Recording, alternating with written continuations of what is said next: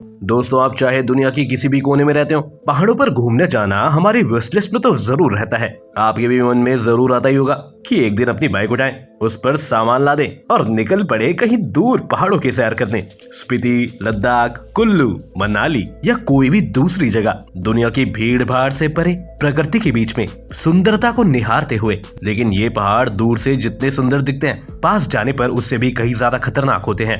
न जाने कितने माउंटेनर्स और ट्रैवलर्स को ये पहाड़ मौत की गोद में सुला चुके हैं। पहाड़ों की इसी सीरीज में माउंट एवरेस्ट को तो कौन नहीं जानता होगा। आज भी ये बड़े बड़े माउंटेनर्स के लिए महज एक सपना ही है। आज की अपनी इस वीडियो में हम इसी बात को जानने की कोशिश करेंगे कि आखिर माउंट एवरेस्ट क्यों इतना खतरनाक माना जाता है और क्यों इस पर चढ़ना इतना मुश्किल होता है। लेकिन उससे पहले हम उम्मीद करते हैं कि आप हमारे चैनल को सब्सक्राइब कर लें और बेल आइकन को भी याद से दबा दें। दुनिया भर में माउंटेनर्स का सपना होता है कि एक दिन माउंट एवरेस्ट की चढ़ाई करें। कई कई साल तक लोग माउंट एवरेस्ट पर चढ़ने के लिए तैयारी करते हैं ताकि एक दिन वे भी दुनिया की सबसे ऊंची जगह पर खड़े होकर धरती को कुछ पल के लिए देख सकें। लेकिन कहते हैं कि हर साल हजारों लोग माउंट एवरेस्ट के बेस कैंप पहुंचते हैं और उनमें से कुछ 100 लोग ही इस दुनिया की सबसे ऊंची यात्रा पर निकल पाते हैं। लेकिन एवरेस्ट तक तो वही पहुंचते हैं जिनमें एवरेस्ट जाने का हौसला होता है। और अगर आप भी माउंट एवरेस्ट पर चढ़ाई करना चाहते हैं तो इस वीडियो के अंत तक बने रहिए, क्योंकि इसके बाद शायद आपका भी मन हो इसको एक्सपीरियंस करने का। सबसे पहले बात कर लेते हैं आखिर ये माउंट एवरेस्ट की चोटी है कहाँ। तो आपको बता दें कि माउंट एवरेस्ट दुनिया की सबसे ऊंची माउंटेन पीक है जो हिमालय माउंटेन सीरीज में स्थित है।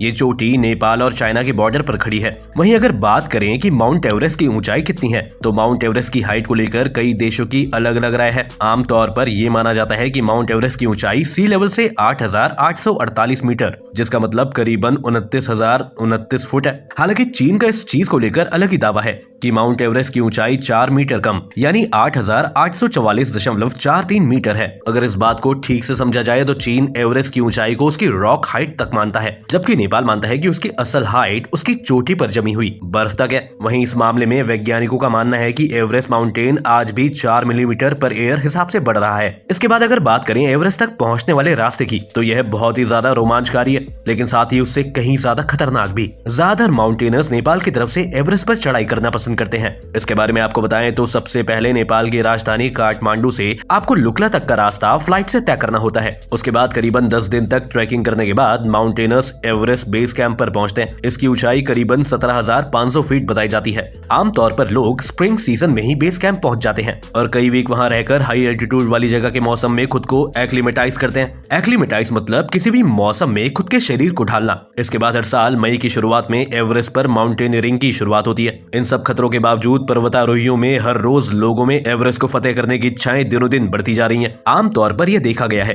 कि हर साल करीब 600 लोग एवरेस्ट के टॉप पर पहुंचते हैं। वहीं इससे भी ज्यादा रोचक बात यह है कि जितने लोग एवरेस्ट पर चढ़ाई का परमिट हासिल करते हैं, उनमें से करीब आधे ही लोग असल में एवरेस्ट के टॉप तक जा पाते हैं। एक और बात जो देखी गई है वो है कि एवरेस्ट पर जाने वाले लोगों में से 2/3 लोग साउथ की ओर से यानी नेपाल वाली साइड से होकर चढ़ाई करते हैं। बाकी के बचे हुए लोग नॉर्थ में तिब्बत की ओर से चढ़ाई करते हैं और ज्यादातर लोग मई के क्लाइंबिंग सीजन में ही एवरेस्ट पर चढ़ जाते हैं। वहीं अगर इस बात का अंदाजा लगाएं कि अब तक कितने लोग माउंट एवरेस्ट पर चढ़ चुके हैं, तो आपको बता दें कि जुलाई 2022 तक तकरीबन 6,098 लोग 11,346 बार माउंट एवरेस्ट पर चढ़ाई कर चुके हैं और इनमें से ज्यादातर लोग वहां के लोकल गाइड, जिन्हें शेरपा भी कहा जाता है, वो हैं। वहीं इस कड़ी में औरतें भी पीछे नहीं है और उन्होंने भी करीबन 539 बार एवरेस्ट के टॉप पर पहुंचने का कारनामा अंजाम दिया है। लेकिन ये आंकड़े उतने भी सीधे नहीं है, क्योंकि अब तक करीब 310 लोगों की मौत भी एवरेस्ट पर चढ़ाई के दौरान ही हो चुकी है। एस्टिमेट लगाया जाए तो इनमें से करीब 200 लोगों की डेड बॉडी अब तक एवरेस्ट की बर्फ में ही दबी हुई है। इनमें से आधी से ज्यादा 168 मौतें बिना ऑक्सीजन सपोर्ट की हुई है,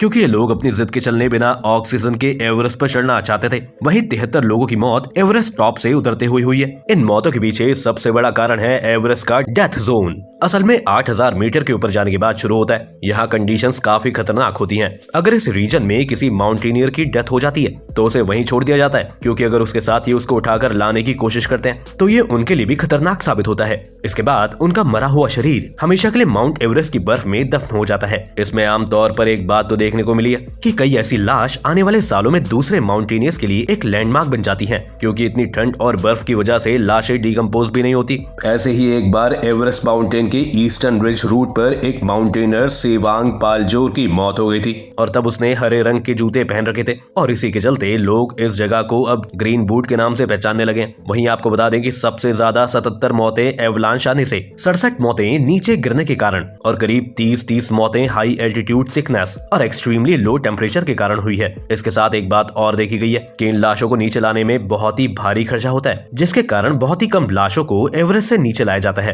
वहीं अगर बात करें कि एवरेस्ट पर मौत के कारण क्या क्या है, तो एवरेस्ट पर लोगों की जान mainly extremely low temperature, problems due to high altitude, oxygen खत्म हो जाने या अचानक आए बर्फीले तूफान में फंस जाने के कारण होती है। बहुत सारे माउंटेनियर्स को लैंडस्लाइड, एवलांच या हार्ट फेलियर होने के कारण भी जान गंवा बैठते हैं। वहीं देखा गया है कि एल्टीट्यूड बढ़ने के कारण सिरदर्द, जी मचलाना और फिजिकल वीकनेस जैसी परेशानी भी होने लग जाती है। डेथ जोन में हाई एल्टीट्यूड सेरेब्रल एडेमा भी हो सकता है, जिसके कारण मसल्स पर कंट्रोल लूज हो जाता है, आवाज लड़खड़ाना और मेंटल कंफ्यूजन जैसी समस्याएं भी होने लग जाती हैं। डेथ जोन में हाई एल्टीट्यूड पल्मोनरी एडेमा भी हो सकता है, जिसके कारण खांसी और सांस लेने में तकलीफ हो सकती है। इसके अलावा फ्रॉस्टबाइट और स्नो ब्लाइंडनेस होते हुए भी अक्सर देखा गया। तो वहीं दूसरी ओर हाइपोथर्मिया के कारण भी कई लोग मौत के मुंह में चले जाते हैं। आपको बता दें कि माउंट एवरेस्ट पर चढ़ने और खुद को इसके फ्रेंडली बनाने में करीब 40 दिन लग जाते हैं। इस बेहद मुश्किल सफर में प्रकृति की सबसे बड़ी चुनौती है, यहाँ हवा की स्पीड 321 किलोमीटर पर आवर तक हो जाती है और टेम्परेचर भी गिरकर -80 डिग्री फ़ारेनहाइट तक पहुंच सकता है। अब आप लोग इतना कुछ जान ही चुके हैं, तो ये भी समझ लीजिए कि माउंट एवरेस्ट तक कैसे पहुंच जाएं।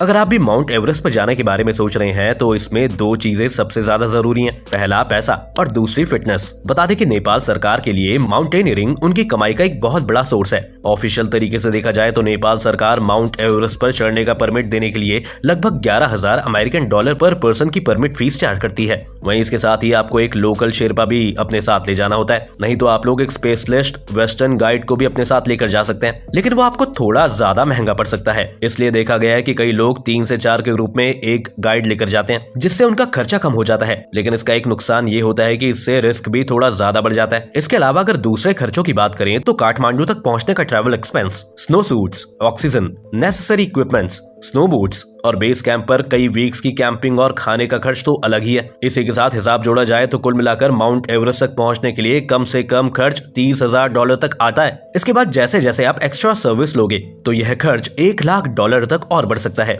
वहीं तिब्बत के रास्ते माउंट एवरेस्ट पर जाने का खर्च नेपाल से करीब 2 से 3,000 कम आता है। इसके अलावा कई बार ट्रैकिंग के दौरान खराब मौसम के कारण आपका सफर जल्दी खत्म हो सकता है। ऐसे में हजारों डॉलर खर्च करने के बाद भी एवरेस्ट टॉप पर पहुंचने का आपका सपना अधूरा ही रह सकता है। ऐसे में evacuation insurance and trip cancellation भी जरूरी हो जाता है। ये सब बातें जाने के बाद अगर आपको भी एवरेस्ट पर चढ़ने की जिज्ञासा हो रही है, तो पहले आप एक माउंटेनियरिंग का एक्सपीरियंस हासिल कीजिए और अपनी बॉडी को एवरेस्ट की हार्श कंडीशन में ढालने की कोशिश करें। इस बात का अंदाजा आप भी इस बात से लगा सकते हैं कि जब आप काठमांडू की फ्लाइट में ट्रैवल कर रहे होते हैं तो आपको अपनी खिड़की से एवरेस्ट का नजारा देखने को मिलता है। अब मतलब साफ है कि एवरेस्ट पर चढ़ना मतलब किसी उड़ते हुए जहाज को पकड़ना, जो कि किसी नौसिखिए का खेल नहीं है। तो दोस्तों, आज की वीडियो में बस इतना ही। उम्मीद है आपको आज की इस वीडियो से काफी कुछ नया सीखने को मिला होगा। अगर आपको आज की ये वीडियो पसंद आई तो वीडियो को लाइक करें और अगर आप चैनल पर नए हैं तो चैनल से पहले चैनल को सब्सक्राइब करना भी ना भूलें।